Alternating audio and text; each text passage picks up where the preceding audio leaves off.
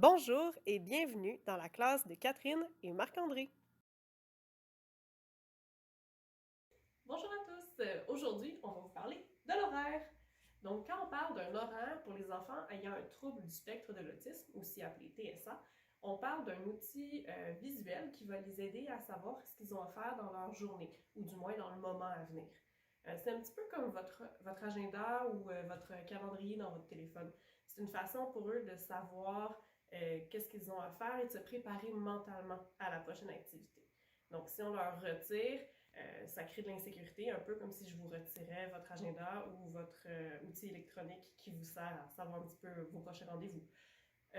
L'horaire, ce qui est important, c'est qu'il soit toujours dans un endroit qui est facilement accessible pour votre enfant. Donc, un endroit où il peut avoir accès en tout temps et qui est un endroit positif pour lui. Donc, un endroit qu'on va appeler significatif. C'est très important que votre enfant ait toujours accès à son horaire, même s'il n'en a pas besoin sur le moment, s'il n'y a pas une transition à faire. C'est quand même important qu'il puisse aller le voir pour se rassurer, puis pour reprendre un petit peu le contrôle du temps, reprendre un contrôle de son environnement et de sa structure pour la journée. Donc, on va pouvoir aller voir un petit peu différents types d'horaires, puis également comment ça se passe dans la classe. Il existe plusieurs types d'horaires.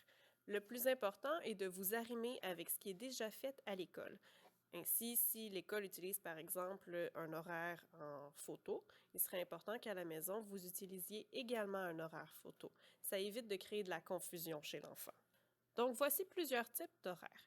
Ici, on retrouve l'horaire objet, l'horaire dessiné, l'horaire photo. Pour l'horaire photo, vous pouvez utiliser la photo d'un objet, par exemple le divan, ou la photo d'un lieu, par exemple votre salon. Il y a également les horaires en pictogramme. Il y a l'horaire en pictogramme couleur ou l'horaire en pictogramme noir et blanc. Un pictogramme est une image plus abstraite. Par exemple, on peut utiliser le bonhomme allumette pour se représenter plutôt qu'une photo. Il y a également l'horaire mot. Naturellement, un horaire de type mot s'adresse aux élèves qui sont lecteurs. Ce qui est important de retenir de l'ensemble de ces types d'horaires est de choisir celui qui correspond aux besoins et à la compréhension de votre enfant. Maintenant, allons voir de quoi a l'air l'horaire dans une situation de classe. Exemple numéro 1. Dans le premier exemple, nous utiliserons comme signal le sablier, comme objet de transition le pictogramme horaire et comme horaire, nous utiliserons le type pairage.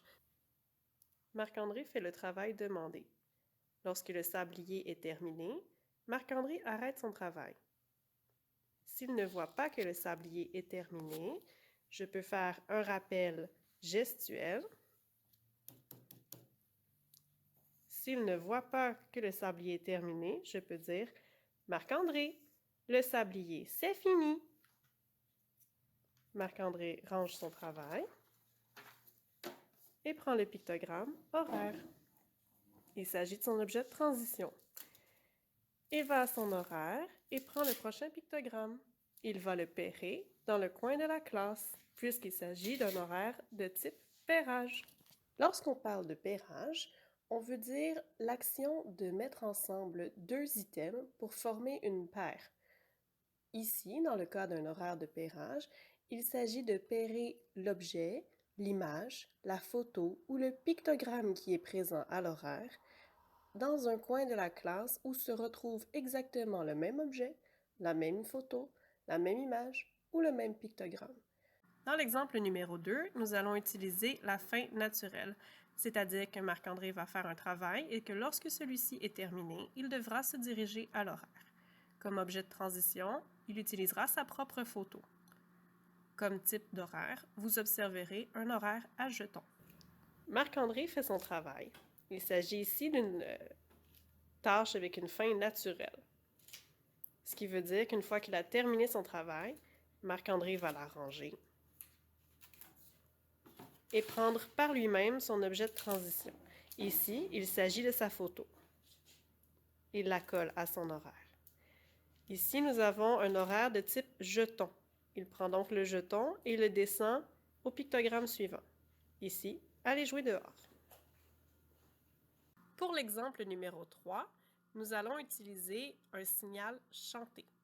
L'objet de transition sera le bâton, c'est-à-dire un objet que nous aurons entraîné à signifier « c'est l'heure d'aller à l'horaire ».